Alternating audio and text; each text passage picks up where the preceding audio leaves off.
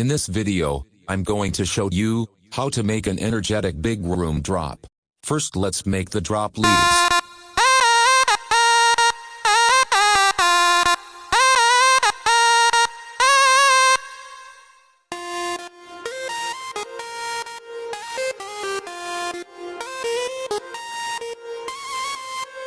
Then we have the basses.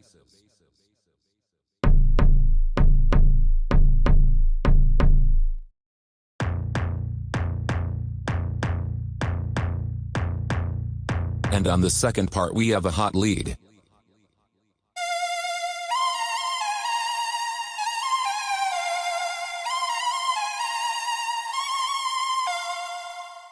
Synth.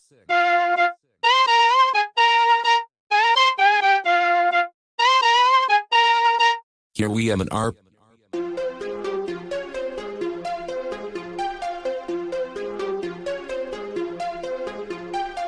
For the drums, cymbals, toms,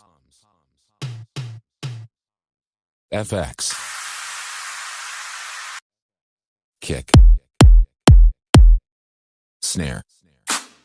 Add some energetic FX.